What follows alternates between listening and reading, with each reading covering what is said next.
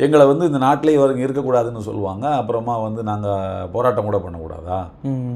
ஏன்னா நம்ம விளக்கங்களை சொல்லுவோம் அப்படின்னு சொன்னோடனே அவர்கிட்ட இது மாதிரி நாங்கள் விளக்கம் சொல்ல தயாராக இருக்கிறோம் அப்படின்னு சொன்னோடனே நான் அவர் ஷூட்டிங்கில் இருக்கிறாரு, வந்தோடனே பேசிக்கலாம் அப்படின்னு சொல்லியிருந்தார். அப்புறமா அவர் வந்து இறங்கினோடனே இவர் தான் கூப்பிட்டார், என்னைய தியாகராஜன் தான் கூப்பிட்டாரு.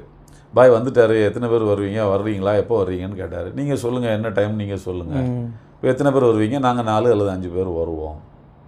சரி வாங்க, அப்போ வீட்டிலே மீட் பண்ணிக்கலாம், டயத்தை சொல்லிடுவோம் வச்சுருவோம்னு சொல்லிவிட்டு எல்லாம் ஃபிக்ஸ் பண்ணியாச்சு.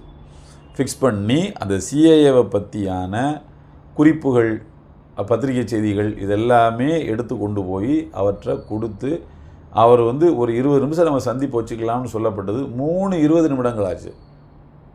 கிட்டத்தட்ட வந்து உங்களுக்கு வந்து 1 மணி நேரமும் 20 நிமிஷமும் வந்து அவரோட பேசியிருக்கோம். அவர் வந்து அப்போ மனசு உண்மையிலேயே மனசு ராகத்தாக தான் சொன்னார்.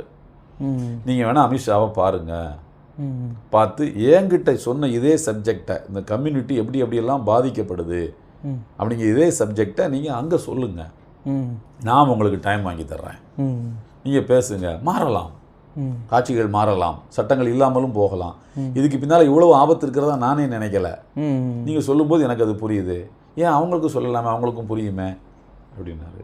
அப்போ எங்கள் ஸ்டாண்ட் என்னென்னா அவங்க தெரிஞ்சு தான் கொண்டு வந்திருக்காங்க, இவரை வந்து இவங்க பயன்படுத்துகிறாங்க. அதனால் நமக்கு வந்து இவருடைய குரல் வந்து இனிமேல் இந்த சட்டத்துக்கு எதிராக போகக்கூடாதுங்கிறது மட்டும்தான் நோக்கம்.